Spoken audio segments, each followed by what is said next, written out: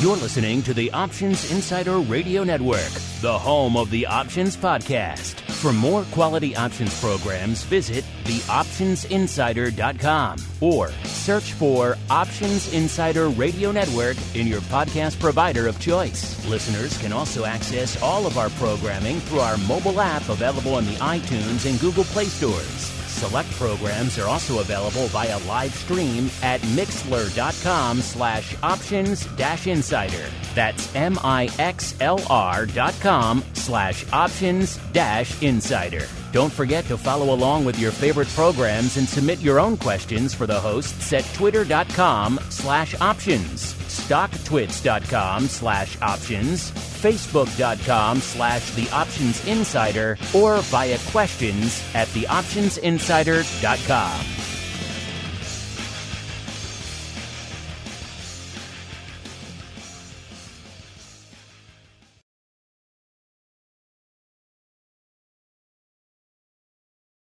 Gold, crude oil, corn, soybeans, and more. With so many tradable products, the futures options market can be an intimidating place. How can you possibly keep track of the latest trading developments across so many different products? Don't worry, we've got you covered. Welcome to This Week in Futures Options, the program designed to help active futures options traders stay on top of this ever-changing marketplace. Each week, we'll break down the top trades, hot products, volatility explosions, and much more. This Week in Futures Options streams live, so be sure to check out our live stream via the Mixlr app. That's MIXLR. Or join our live chat room at mixlr.com/options-insider. Whether you're an experienced veteran or a newcomer looking to separate the wheat from the lean hogs, This Week in Futures Options has the information you can't find anywhere else. This Week in Futures Options is brought to you by CME Group, the world's leading and most diverse futures and options exchange. For more information and educational resources about futures options at CME Group, visit cmegroup.com/options. This Week in Futures Options is also brought to you by FTSE Russell, a leading global provider of benchmarks, analytics, and data solutions. For more information, please visit ftserussell.com, cboe.com, and cmegroup.com. And now, get ready to break down the latest futures options trading activity. It's time for This Week in Futures Options. All right, everybody. That music means it is Thursday. It is 1:30 p.m. Central, 2:30 p.m. Eastern. It is time, once again, for TWIFO, This Week in Futures Options, the program where we break down everything going on the other side of the fence, the futures options side of the fence. Who knows what we're going to talk about? You got to tune in every week, hear the movers and shakers reports, even though we're getting requests left, right, and center for some certain products. I got a feeling one category is definitely going to make it on the show today because it's moving and shaking as well. A lot to break down on the show today. Reminding you, of course, if you like what you hear, this show, anything else we do on the network throughout the week, keep rating and reviewing. It really does help the new folks discover the content out there. Of course, keep those questions coming too. Maybe you have a product category you want us to hit on. Maybe you're a huge fan of fluid milk. Who knows? We don't judge. Hit us up. Let us know what you want us to hear about. Or maybe you got some interesting questions. Got a bunch of those in the hopper today as well. Let's see who we're going to hear from on the old show today. First, let's go out to the, I'm assuming, very busy right now, FTSE Russell Studios, where we are joined once again by Mr. Sean Smith, the Managing Director of Derivatives Licensing over there at FTSE Russell. Mr. Smith, welcome back to the program, and I'm sorry that you picked a boring day to come on the show, sir. There's nothing boring about these markets. Very exciting, and it's great to be here. Thanks for having me again, Mark, and I am looking forward to a fantastic discussion today. Going to be a fun one today because we also have joining us, holding down the CME Group hot seat today, our old friend, Mr. Dan GRAMZA, the president over there at GRAMZA Capital Management. Mr. Dan, welcome back to TWIFO, sir. It has been too long. Yes, it has, and it's great to be with you and Sean. I'm really looking forward to exploring some of these markets and what's happening right now. Overall, it's an interesting time and an interesting day. What's the old Chinese blessing / curse? May you live in interesting times. We're all living through them right now. So let's break them down. Let's kick it off with the movers and shakers report. It's time to find out what's rallying on the light side and falling to the dark side at CME Group this week. It's time for the Movers and Shakers Report.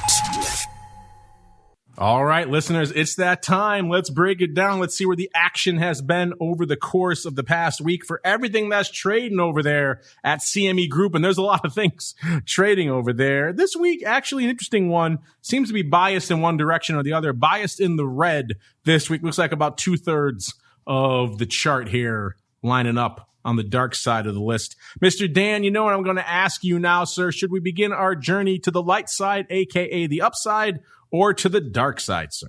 I think we should start with the dark side. I knew I liked the cut of your jib, sir. All right.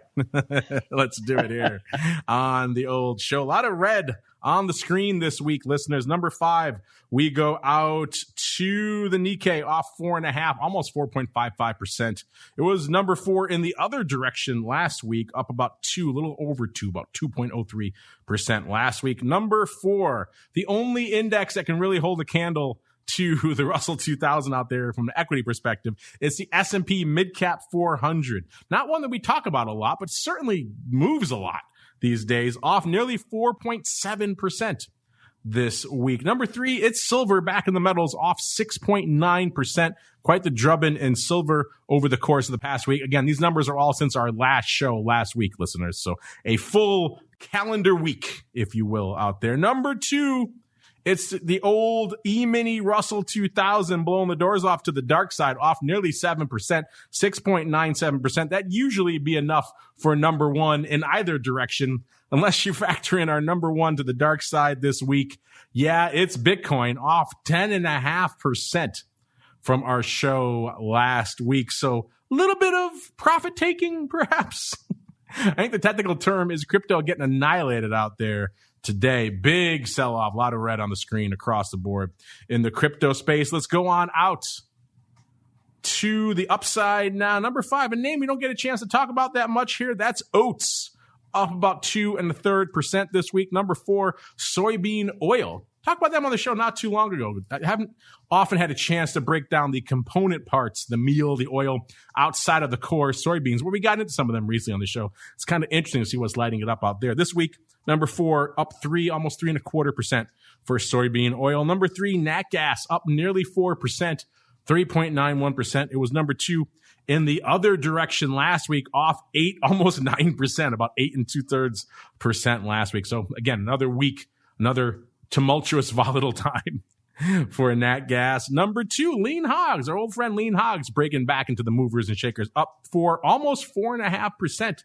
this week, about 4.48%. It was number 2, exact same spot last week. Number 2 to the upside, up nearly 3% last week, 2.87%. So a good couple of weeks for lean hogs. And number 1, this thing is so volatile. I wish we had options to talk about this one. It's lumber again, listeners. Lumber has been moving all over the place, back to the upside this week, up nearly 11%, 10.81%. So our 2 number 1s, we got lumber to the upside, up 10.8%, and Bitcoin to the dark side, number 1, up 10.5%. So a lot to parse. We got people asking for a lot of things. Before we get to that, let's get to our vol movers and shakers as well. Looking at the declining vol out here this week, number 1 in the declining vol is 30-day Brent. Vol off about 4.5%. So that's front month vol. So take that with a bit of a grain of salt, but still interesting stuff out there. Followed by the Eurodollar 60-day contract off about a little over 4%, about 4.1%. And then WTI vol coming in about 4% this week as well. So a little bit of a vol hit out there in energy this week. To the advancing side, all of the upside vol is equities, in particular Russell 2000. The number 1 vol advancer this week is the Russell 2000 30-day contract, up a little bit more than 2, about 2.1% from last show. Russell 2000 60-day, getting a little bit longer term, up almost 1.5%. And then we got the NASDAQ kicking in there at number 3, up 1.3%. So vol in the equity space is increasing, and it is moving quite a bit out there. It's a hot and heavy day in the equities. So I think we got to start there. Let's hang our hat in the equities. It's time to explore the volatility swings, skew changes, and hot options trades in your favorite indices. It's time to talk equities. All right, everybody, let's get to it. Equities, hot and heavy, fast and furious out there today. We like to start the equities conversation talking about volatility, setting the table, if you will, from a vol perspective. And come into Showtime, how long have you been saying that RVX, a.k.a. the VIX, the Russell 2000, couldn't really get below 30? Well, it did ever so briefly. Now it's back up north of 30 again. Coming into the start of the show is at about 33 and a quarter. Puts it up nearly 4 points, 3 3/4 points from our last show. Got a high interest just today, almost of 36, 35.87. So in the height of the sell-off, that vol got pretty juicy, I think is the technical term. VIX come into Showtime just a tick north of 21, about 21.05. That puts it up ever so slightly from last week, about 1/4 of a point, but in a similar ballpark to where it was on our last show at about 23.5. That was the high for today, at least. So a big range out there in VIX land, as well as we're seeing vol moving and shaking across the equity complex today. VVIX, aka the vol of vol, actually coming in a little bit since our last show, which is interesting. It's about 107.5 to kick off the show. That puts it down about 5 points. And Vol Q, aka the at-the-money vol, the NASDAQ 100. This one's surprising to me because NASDAQ, if you've been watching it, has been moving quite a bit. It's in our vol advancers this week as well. So it has been moving quite a bit. And yet for the second week in a row, the Vol Q is effectively unched. It was at about a 26.25 coming into Showtime. It actually puts it down about 1/4 of a point, but it's pretty much from a vol perspective, pretty much unched from where it was last week. And the week before it was unched too. So it's 2 weeks in a row now. We've had Vol Q effectively unched, even though NASDAQ is moving, which is kind of weird. So that puts that VIX to RVX spread, aka the small cap to large cap vol spread, a little bit north of 11, about 11.2. That's the widest we've seen it in quite some time. That's about a point wider than last week. So that shows small cap vol is getting frothy again. And the VIX to Vol Q, so the S&P 500 to the NASDAQ vol spread, a little bit more than 5 points, about 5.25 points. That's over 2 points wider than last, 2.1 points actually. So that's the fact that Vol Q is kind of staying anchored and VIX is flopping all over the place, makes that spread kind of interesting as well. That's the widest we've seen that in quite some time as well. So a lot going off. Sean, we got to start with you. Small caps are just moving and shaking. We had one of our hosts on our last show say effectively right now that RVX and, just small caps in general, so you're talking IWM, you're talking all the different flavors of small cap, are effectively the tail that is wagging the dog of the market right now. That's how much movement is going on out there, Sean. So a lot popping off in small caps. What is lighting up your tape today and this week, sir? It's really interesting to see this Russell movement. Of course, you and I have spoken about volatility in the Russell 2000 in the U.S. small cap index over the last several months, how it stayed bid through the rally, mostly because of upside call buying, giving volatility that boost. But as we said, the skew just never cut. So there's always been this need for protection along with opportunity to the upside in Russell 2 options. But as we've always talked about, the Russell 2000 small cap index is a domestic index of U.S. companies. And I think what it kind of escalated this slide is the recent durable goods number, which came out, which was a first drop in several months, right? In many months, actually, which showed that small caps, U.S. companies, orders for durable goods fell 1.1% in February.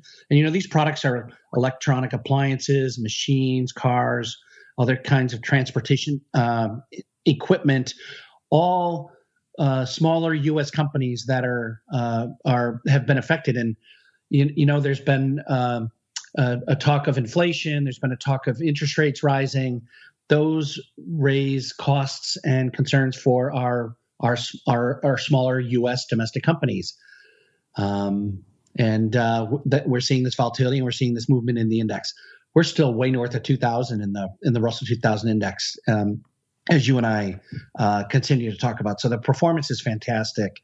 But as we've always said on the derivative side, our exchanges have been seeing record volumes, but they are performing tremendously during this move. Traders are getting their hedges off. Traders are getting their risk positions on and off. There's an opportunity to harvest volatility for those that are endearing a harvest volatility trade. But as we've always said, the market is going to move. There's going to be news that moves it in both directions. Russell outperforms to the upside in a good, strong U.S. economy side when there's some concerns in regards to that growth continuing. So here we are with the market taking some breathing, and volatility is up. But it's great to see that our investor community has the ability to put trades on and off in our derivatives exchange partners, CBOE Global and CME Group, and having a good experience doing that. So interesting times. And I'm sure Dan GRAMZA's got a lot to talk about here as well.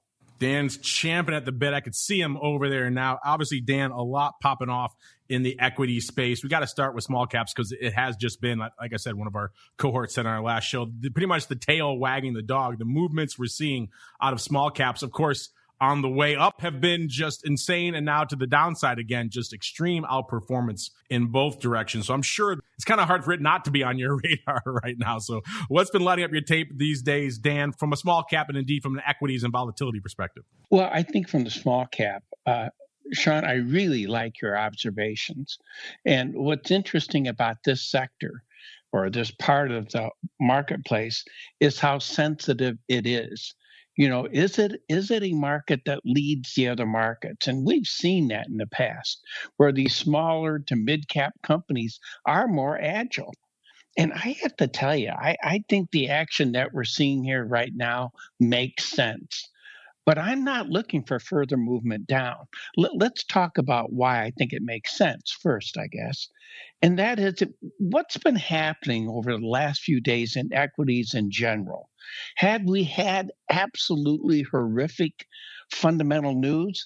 Not really. We've seen some softness, but overall, we're still okay, I think, fundamentally. We've had the Fed come out and make their comments that they think the economy is strong. They're planning on holding the course steady. There's no dramatic changes expected in interest rates. They're going to keep accommodating the market by their bond purchases. So I think the Fed is doing what the Fed should do. Inflation is still low. They said, well, there's a possibility of inflation this year, but we're not planning on really doing anything to change that. We expect a little spike that's possible towards the end of the year. I think that takes some of the fear out of the market with regard to that. And let's talk about Yellen. First, we know that Yellen and Powell should dance together fairly well since they know each other well and they worked together in the past. The thing that Yellen has said is, how do we pay for stuff? And we may need to increase taxes. Now, there's a few words here I think that's important. May. Now, is it expected to happen? I think so. But what does the market say? Holy Toledo, they're going to increase taxes. And what does that do? That means it's going to cut down available money to be invested in stocks. It's going to have an impact on earnings, and the stock market goes down. So has the mid caps been going down and these other indices going down because of a horrific fundamental shift in the market? I don't think so. I think they've been moving down because of a word, concern.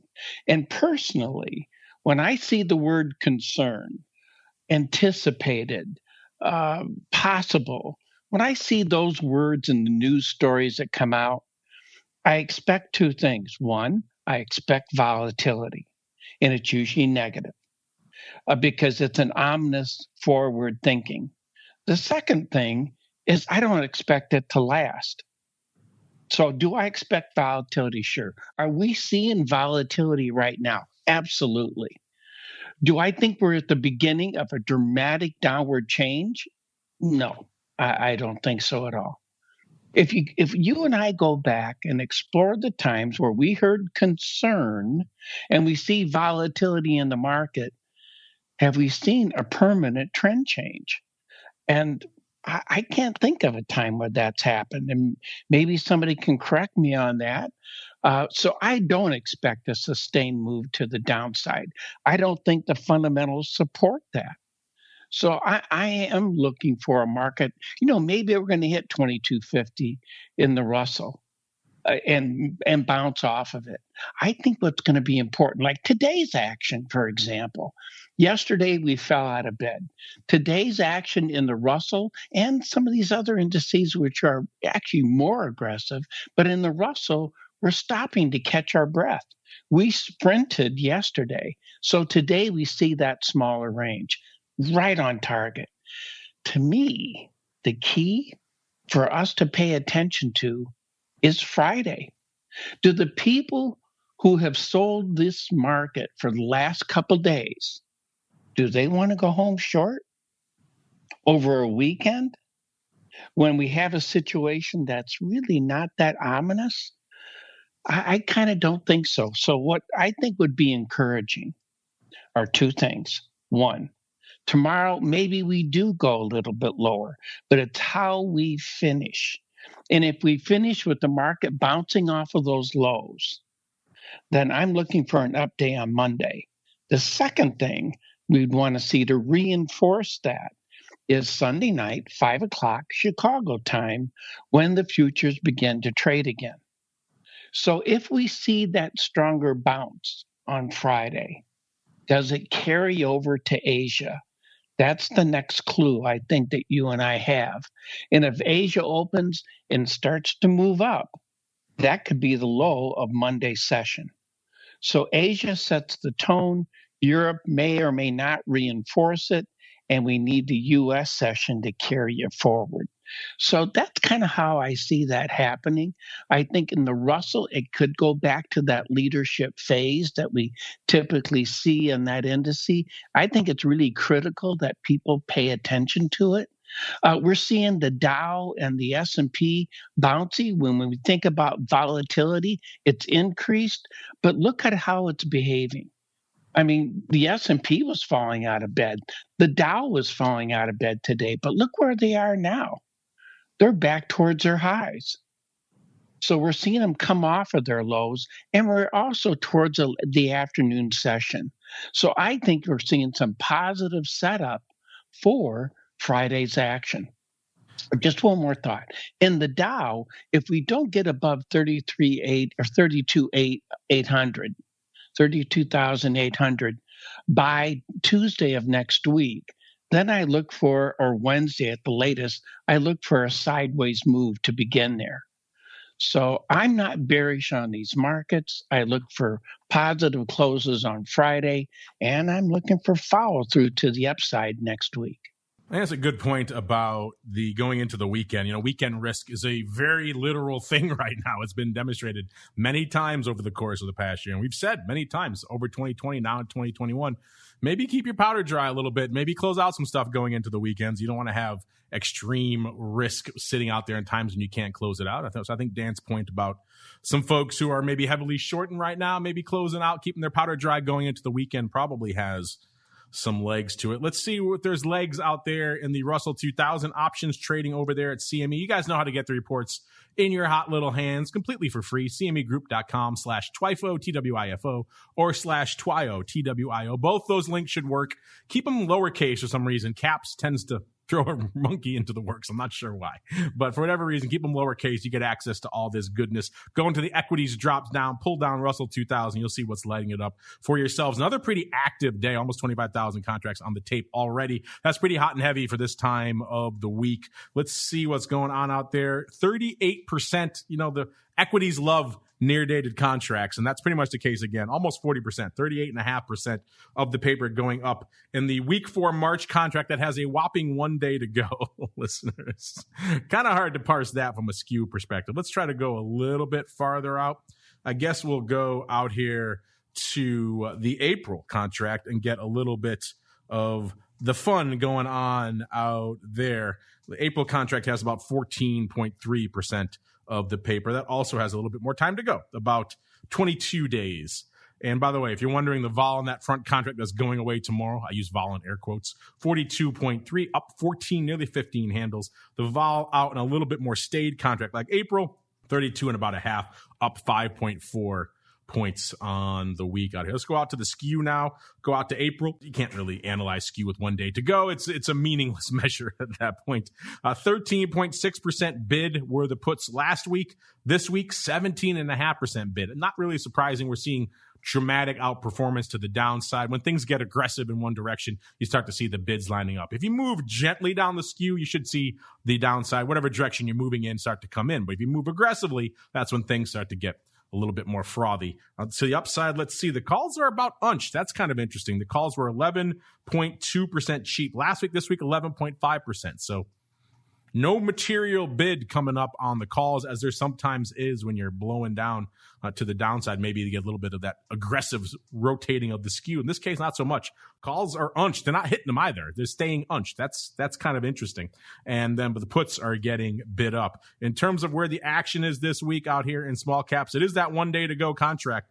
22.10 puts. By the way, listeners, we're at about almost 21.60 coming into the show at this point, about 21.58 or so, just tick below it actually, 21.57.90. So still well north of the 2,000 level, but it's the 22.10 puts going out tomorrow that had the most action this week. 3,350, 1,300 of them going up today, 2,000 on Tuesday, almost all of that opening. So someone opening for size on the 22.10 puts on Tuesday. I got a feeling that trade's looking all right right now, listeners, unless he was drawing an aggressive line in the sand, in which case maybe not so much. But I got a feeling this one's looking all right here, listeners. So someone's scooping a little bit of dark side and doing well, looks like, this week here in small caps. We'll get to a listener question about all things small caps in a little bit later if we have the time out there. But Mr. Sean, before we keep rolling, obviously things are hot and heavy out in your neck of the woods. Anything else you want to add before we move on out to our next product category, sir?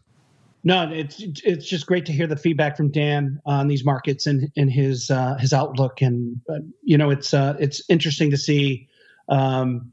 Again, volumes are just really strong on our partner exchanges, meaning, clients are able to get those trades done. Volatility is interesting, as it stayed bid, and it obviously has been bid for a reason. There's been strong activity in the RUT contract over at CBOE. There's been strong activity in the new mini Russell options at CBOE as well. And last week was roll week for the Russell futures over at CME Group, and we're now into that June contract. So, as you know, June's a big historic month for Russell reconstitution. So we have that coming up. But more to talk about on that in coming shows. But I'm just really, really thankful to have Dan on the show to give his perspective on the equity markets, and most in particularly small caps. Are dear to my heart. All right. Yes, they are. All right. CME always puts out a little question before the show. They want to know, what complexes do you folks want us to talk about on the show this week? And not only is Bitcoin lighting up number one to the dark side, off 10.5%, but you folks are hitting us up saying, talk about crypto, talk about Bitcoin, including folks like GreenGo and Adrenaline Coin and a bunch of other ones out there. So I think without further ado, we got to make a pit stop in crypto. It's time to explore the volatile world of Bitcoin, Ether, and more. It's time to talk about crypto.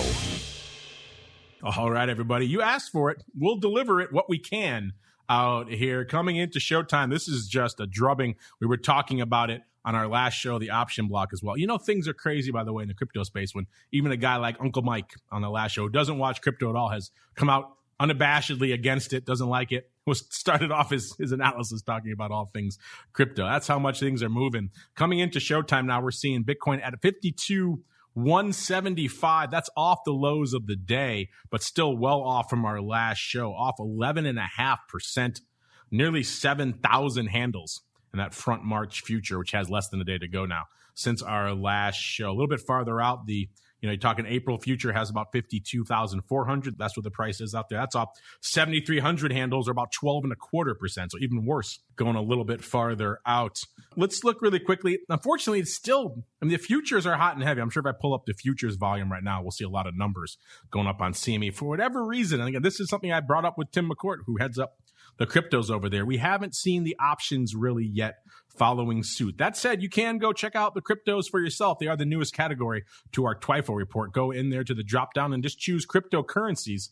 Ether futures are in there now too. Unfortunately, there's no options yet on Ether, but you can look at the Ether futures as well. But coming into showtime right now, we're seeing the vol out there actually coming off a bit, which is kind of interesting. That's been a narrative we mentioned on our crypto rundown program on Monday as well. Bitcoin vol, since we started that show, has been north of 75 and well into the triple digits for most of the last year. And then this past week, it's come back to that 75 or so level again. Right now, it's at about a 76.84. That front month contract's at a 75.24. That's the lowest we've seen in quite some time. I think since like Christmas Day. It's the lowest vol we've seen in Bitcoin, certainly this year. Bitcoin has been off to the races. So yeah, about a 76.84 on that April contract right now, which is off nearly 13 points. So despite the fact that we're selling off pretty hard, Bitcoin, everyone conflates equity volatility with how other products should move. They think a sell-off should equate to a ton of vol, but it's not always the case. And in this case right now, net on the week, we're seeing vol has come in quite a bit. In terms of the skew, again, read into this a little bit of a grain of salt, not a ton of options paper. 205 contracts on the tape right now this week. Now, that's a 5x multiplier, so you get a little bit more and you start adding in the multiplier, but still, not a ton of paper yet. The most active contract out here this week actually was the 73,500 calls out there in June, doing a whopping 31. So it's kind of hard to analyze the skew out here. If you want really quickly, 55% of the paper did go up in this March contract that has, 1 day to go, not even. So it's hard to analyze the skew. It looks like puts are bid right now, which is kind of interesting. And also, if you know anything about Bitcoin, very different than it is normally out here in Bitcoin. Usually calls are predominantly bid all the time. But as we've been talking about crypto rundown too, and the open interest perspective and just from an overall bid and skew perspective, puts are starting to get neck and neck with calls these days, which again, given today's activity, kind of hard to blame them. Dan, I'm sure folks have been blowing you up over there on your YouTube channel and everything else, asking you to talk about crypto, just like they are us here on the show as well. What are your thoughts on all this extreme downside we're seeing in the space right now, Dan? Well, a few things on this one. It is an interesting market, and it's gone through a bit of an evolution. But first, I just want to mention before I forget is when you mentioned that the puts are being bid, I think what we're seeing there is logical. If you look at, people have said, we're at 60,000. Well, we see it backing off. I think that kind of action on that side of it kind of makes sense because one, people weren't expecting it. If you think about what was happening before this market started to break, well, we had Elon Musk, putting out $1.2 billion into crypto. Whoa, what does that do? And they'll take crypto. You can buy one of his cars with crypto. We see banks starting up their crypto trading desk that they had closed previously. That's a change. We see institutions that are, for example, credit cards are willing to accept crypto. So what are we seeing in the marketplace in general? We're seeing validity. We're seeing this market becoming acceptable. Now, what still amazes me, there's nothing behind it other than good intentions. So is it the same as a currency? Is it a commodity? Who really knows? Can you buy something with it? Yes, you can, which implies that it could be more like a currency. But there is, like in a currency, you don't have a government backing behind it. So it is this strange market in terms of what we see. I think the back off, the way it came off kind of makes sense. The action that we're seeing today, as you mentioned, Mark, we're trading off our lows right now. I look for that to stick as we go into the close. The issue is kind of what we talked about before. I think Friday could be a tell for this market. Do we, in the references, I think, in the June contract that we'd want to look at would be a close above 55,000.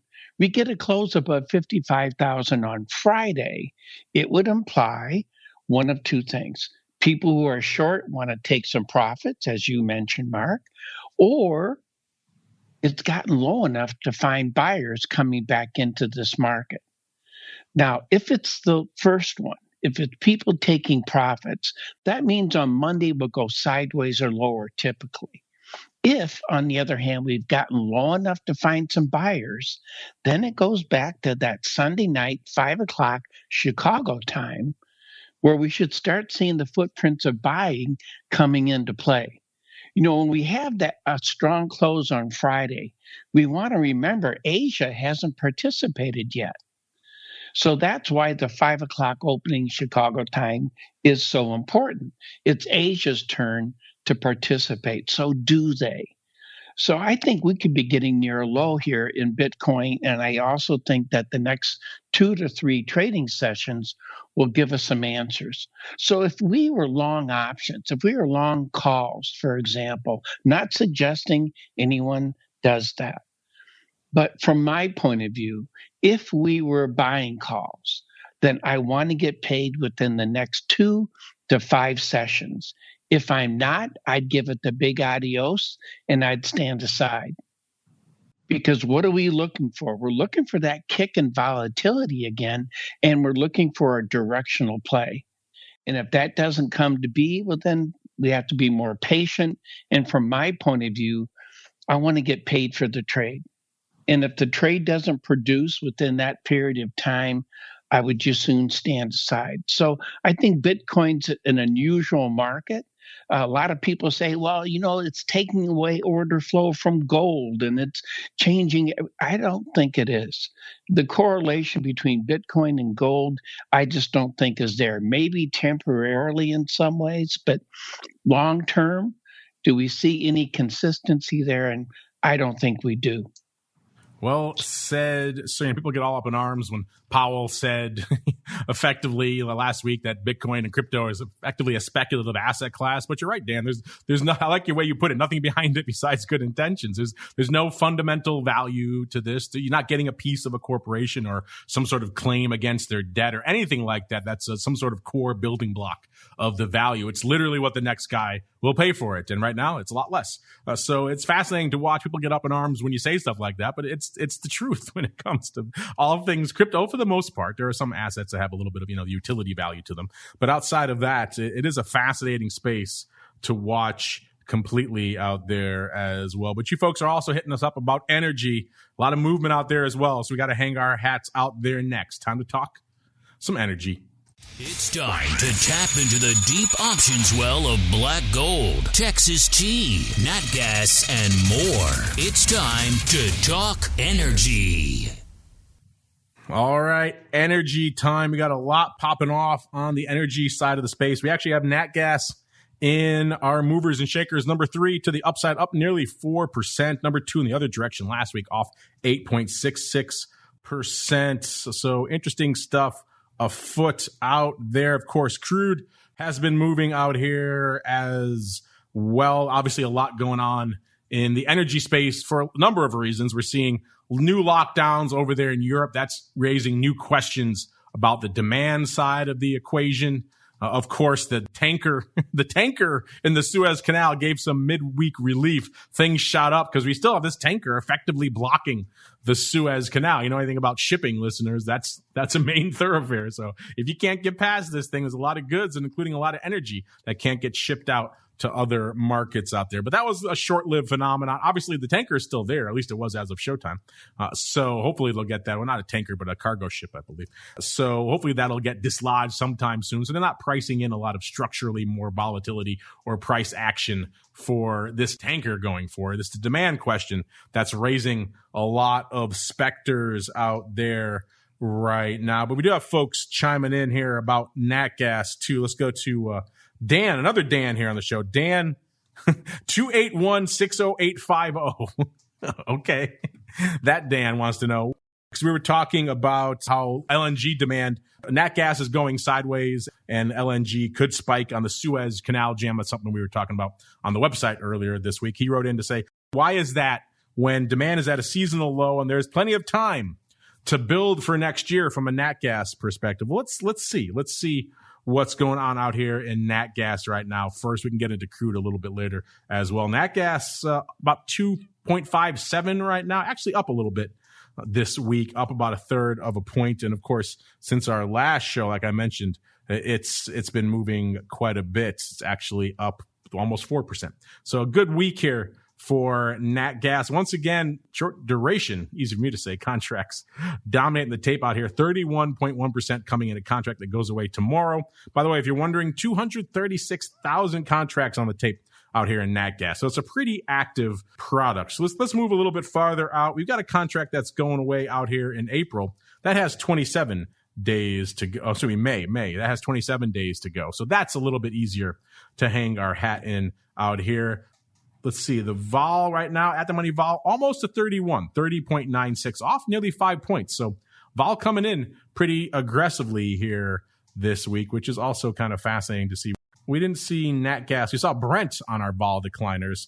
And WTI didn't see nat gas. I guess it must have been right outside the top 5 maybe, but it's still coming off quite a bit, over 4.5 handles there in that contract. Skew wise, the puts last week, 2.1%. Bid this week, almost 4%. So almost doubling out there, which is kind of interesting. And the calls, 2.4% cheap last week. This week, about 6% rich. So the call is blowing up. That's not surprising. We've seen a decent move to the upside over the course of the past week. In terms of where the action is right now, we're at about a 2.57 listeners. It's the 2.5 puts going out tomorrow, dominating the tape out here this week, doing nearly 18,000 contracts. That's far and away here the big dog. Let's see how that broke down throughout the week. Really quickly, remember, you listeners, you folks can click on these links in the reports and see exactly how they broke down for yourselves. Nearly 18,000 of that, about 5,000 today, but the big day was actually Monday, about 7,000 going up. Only slightly biased towards the opening. So a lot of back and forth on that 2.5 strike. Again, not surprising. It's a strike that draws a lot of action when you're between the 2 and 3 levels, hovering right around 2.5, vacillating around it. You don't see the 2.5 puts have a lot of back and forth action. 2,400 on Tuesday, 3,600 on Wednesday. Like I said, about 5,000 today. So a pretty active contract overall. Then we fall off a little bit. Let's see what our number 2 is out here. It looks like it's the 240 puts also going out tomorrow. Has about 9,500 contracts. Actually, the big day is today. 3,500 going up today, 2,300 on Monday, 2,000 on Tuesday. Followed hot on its heels by the 2.5 puts going out in May. These have a little bit more time to go, obviously, about 33 days. And they did about 9,000 contracts almost exactly. So interesting stuff. We were talking about the 3 handle out there not too long ago. Now we're back down at around the 2.5 level. Interesting stuff. Mr. Dan, I know you watch energy. You could probably spend a lot of time out here on all things energy, but interesting stuff. I know you have some thoughts on nat gas and also WTI, and maybe some thoughts on what's going on out there from a vol perspective as well, sir. Well, I think on the volatility side for nat gas, some of the numbers that you were providing us with kind of make sense. If we think about where is nat gas, as you pointed out, Mark, it is up. But if we think about where it's come from, it's been in a sideways move really over the last few trading sessions, about a week and a half or so. So that's not surprising, I think, in terms of the volatility plays that we're seeing. If we think about it in 2 ways, let's talk about the fundamental side of this market. We are seeing an increase in demand. We're seeing it in China. They're buying more of our nat gas, by the way. China, India, and a third country I can't think of right. I think it might be South Korea are buying some of our nat gas. And we want to remember, where is this being used fundamentally? Well, nat gas is something that's used to heat our homes and cook our food, which we think of, and we think about that seasonal aspect of heating our homes. But it's also used, about a third of it is used for that, and about a third is used to generate electricity. So that has an impact when we see that cooling demand and things like that. Also, If we think about the third area, and this is kind of where China comes in a little bit too, as well here, about a third of it's used industrially. So steel production, chemical industries, we've seen those industries, especially chemical, actually expand as we've seen nat gas prices staying so cheap. And they are cheap right now. And then let's look at the supply issue. We have a tremendous amount of nat gas in our country. We also have some challenges. If you look at the Bakken region in North Dakota, or if you look down in the Permian Basin in West Texas and East New Mexico, part of the issue we've had is just getting the nat gas from production, from the production fields to where it can start being used in other pipeline systems. The Bakken area, they've been flaring nat gas for quite a while. There's some changes coming about there to cut that back. So we have tremendous supply. I am bullish on it long term because I think our economy, as well as the global economy, is throttled down because of this virus. And I think there's that potential energy, no pun intended, that's sitting out there to drive these prices of natural gas. So I do look for follow through to the upside in nat gas. When we think about crude oil, you mentioned that market. It's kind of doing what it should. There's no reason for this to be at $68 or $69 a barrel. Not fundamentally. We still have things throttled down in the economy. Our demand in the United States has come down about 10%. And we're seeing that in other countries as well. The transition, by the way, to electric vehicles is happening faster than anyone expected, which has an impact on this. And when we see low crude oil prices, it also has an impact on the U.S. dollar and vice versa. If the U.S. dollar is weak, we have crude oil prices have a tendency to go up, because crude oil is priced in U.S. dollars. And if I produce crude oil, I get paid in U.S. dollars. And when I go to turn my U.S. dollars into my currency, I get less of my currency. So if the U.S. dollar is stronger or weaker, it can have a bit of an impact on crude oil prices.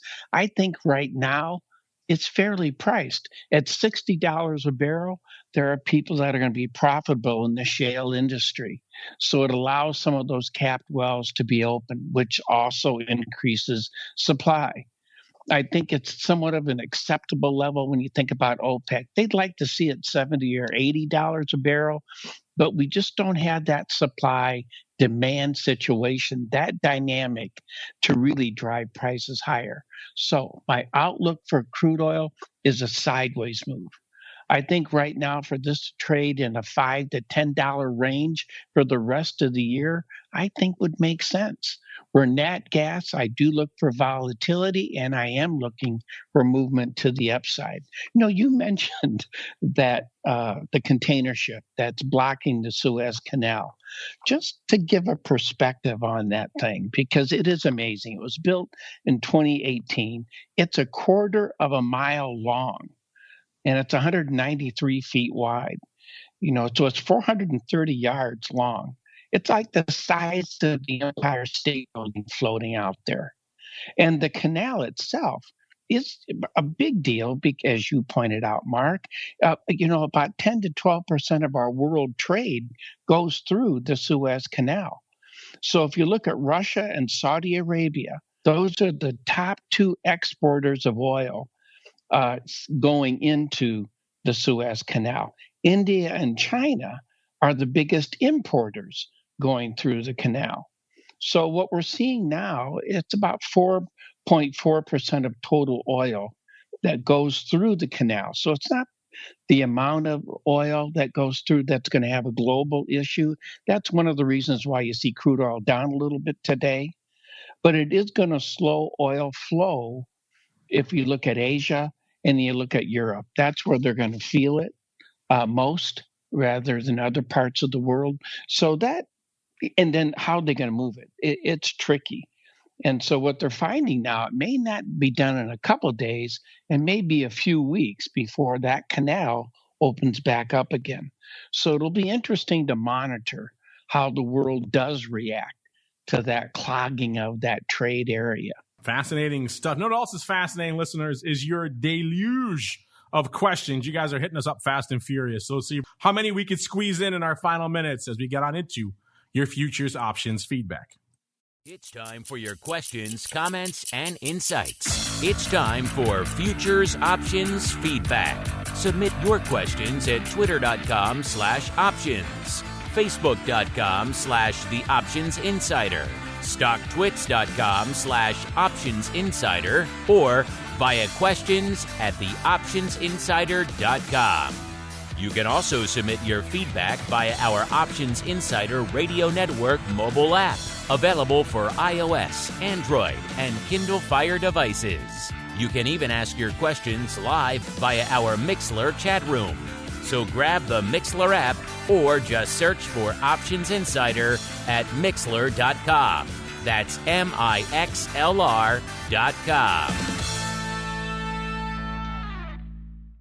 All right, we got a bunch of people hitting us up. Let's get to it. Let's start with Dustin. Dustin wants to know, are we still seeing 5 Delta calls trading in the Russell 2000?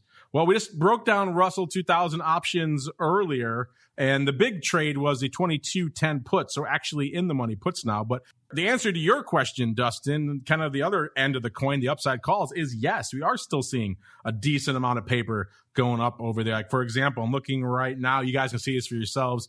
Go into the TWIFO report, go back to the equities Russell 2000. I'm looking at the June contract here, 24 half calls, lighting it up this week. We're seeing, of course, 2170 in the Russell 2000 right now. So those are pretty substantially out of the money. Not quite 5 Delta, but they're starting to get into the ballpark of what you're talking about here, Dustin. We're also seeing 2380 calls going up. And these are late May going up here. So, yeah, these have a little bit of time to go as well. But those also, again, not exactly 5 Delta. That's the kind of the range that Matt was talking about. When he made that allusion, he's really just talking about small Delta calls. It doesn't have to be specifically 5. He was just talking about how small accounts are pouring into the upside in record levels. And we are still seeing a fair amount of that activity. Also seeing some contracts going out 22 days, more 2380. So 2380 is apparently a hot strike out here. So short answer to your question, Dustin, is yes, these small Delta calls here in the Russell 2000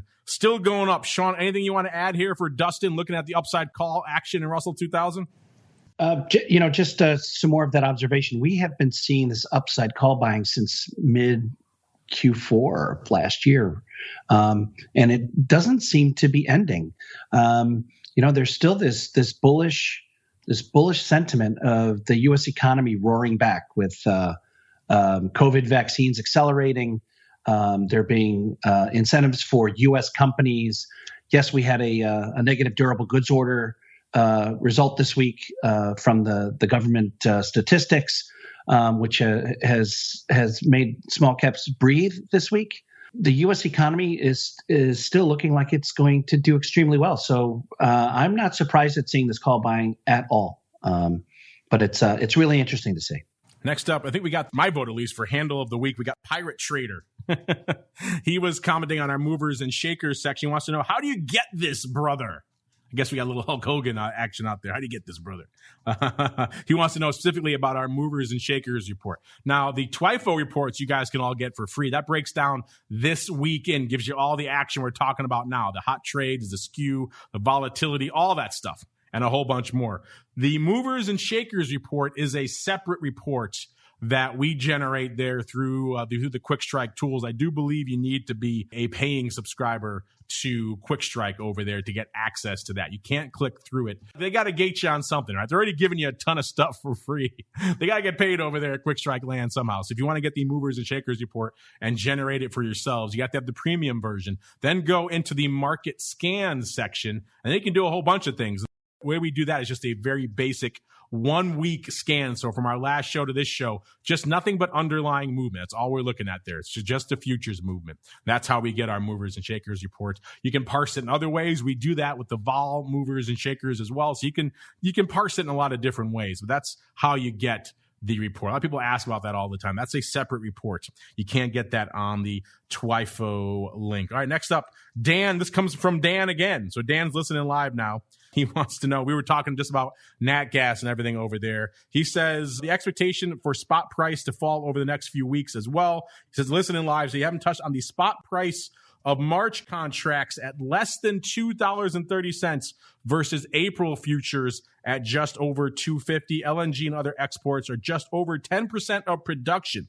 So can they justify this huge swing in prices? Dan, I know you watch energy quite a bit. Have you had a chance to look at this very specific region of the nat gas curve that he's talking about, the March 230 versus April 250 futures in nat gas, Dan? You know, I have to tell you, I think it's a great observation. Thank you, Dan, for that question. But what's also interesting is what you and Sean were just talking about. What does that say to us about those delta calls that we were talking about in the Russell? It says something about forward thinking, and and that's what the market does. If we look at the equity market, and I think the energy market does the same thing. So, you know, Dan, my feeling is it says something about expectations. What is that next contract that's out there that is so much higher at a premium? And, you know, what causes that difference? The difference between those contracts is what we refer to as the carrying charge for those contracts. That is what makes up that difference. And that's insurance and transportation, all kinds of factors that come into play when you look at those different delivery months. But I don't think it's unreasonable if you look at that expectation for the future.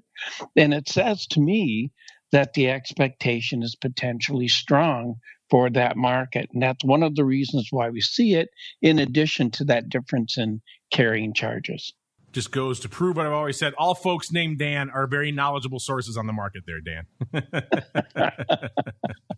I'm not sure about that. I'm looking at nat gas here myself. It is fascinating stuff. If you want to look at more Dan with a whole bunch of letters, or should say numbers behind your name, I do encourage you to check out the TWIFO report there as well. It may help you to parse some of those nuances in between. I wish we had more time to get into it more, but we're kind of coming up against it here, listeners.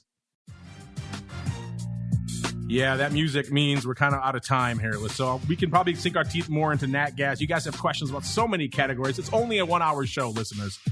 We probably could do 100 just based on your feedback. Everybody wants something different. You want the ags, you want the metals. Of course, a lot of you want crypto, you want equities, you want energy. Maybe we need to make TWIFO the 3 hour extravaganza because there's enough going on out there. But if you have more questions, keep hitting us up. Check out the TWIFO report in between. That'll help answer some of those questions. I'm sure Dan will be happy to answer all those. In fact, Dan, if other Dan or anybody else has questions about nat gas or any of these products we talked about here today and they want to hit you up for some more discussions, where should they go? What should they do? I'd be happy to explore those ideas with anyone if they find that helpful. Well, you could go to dangramza.com, and it's a free website. I look at the market, 22 different markets every day, and there's a free video there. And I pick out some different stock indexes, currencies, metals, energy, interest rates, ag markets. And we take a look at what's happening with those. So you could sign up for that if you're interested in that. And then you could also get an email that's sent out to you just when the video is available. And again, it's done every day that we have an open session. So I'm happy to explore any other questions that someone has. Happy to do that as well. And also, Mark, I want to thank you for inviting me today. It's always a pleasure being with you. Sean, as always, great to be with you. And it's nice being with everyone today. Thank you. Well, thank you for joining us. Dan, and guys have questions, hit him up. Check out his videos over there, dangramza.com as well, GRAMZA. That's how you find him. You can hit him up in between his appearances here on TWIFO. A lot of stuff going on. He covers the whole universe of products. I'm not sure how he has time to squeeze it all in, but check it out over there for yourselves. And Mr. Sean, if folks are curious, and clearly they are, about all things small cap, where should they go? What should they do, sir? They should go to FTSERussell.com.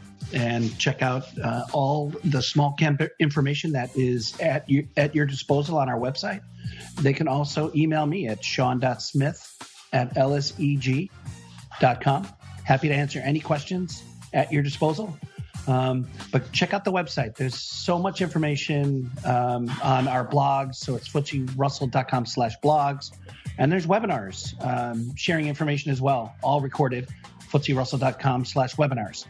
And if you have any questions at all about any of the information, you know where to find me. So Mark and Dan, great being on the show with both of you today. Thanks again for having me.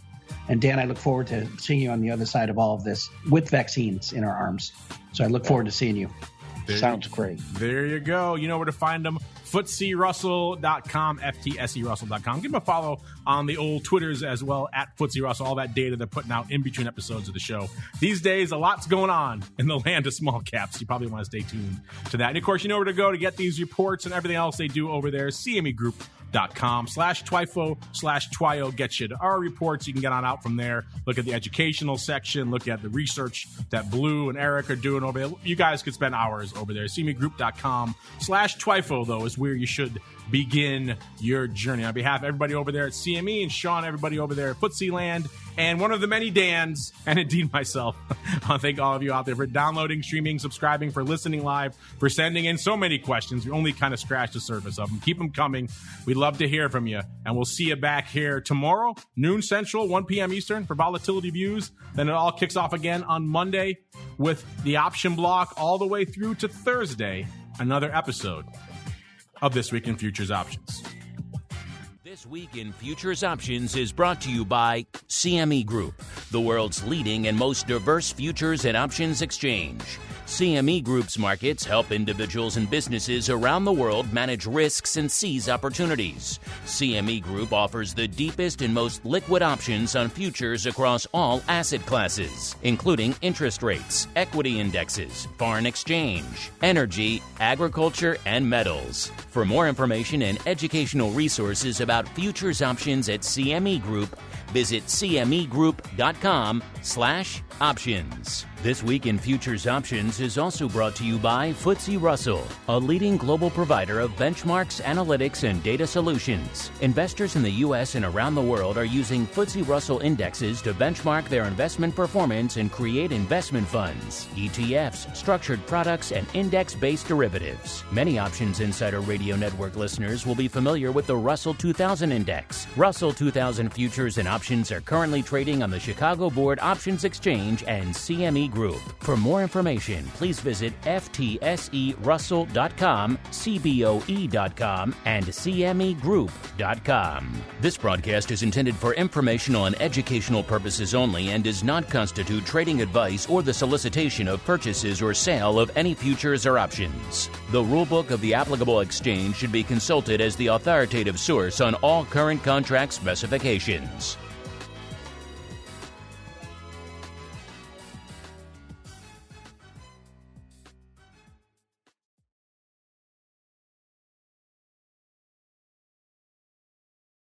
You're listening to the Options Insider Radio Network, the home of the Options Podcast. For more quality options programs, visit theoptionsinsider.com or search for Options Insider Radio Network in your podcast provider of choice. Listeners can also access all of our programming through our mobile app available in the iTunes and Google Play stores. Select programs are also available via live stream at mixlr.com/options-insider.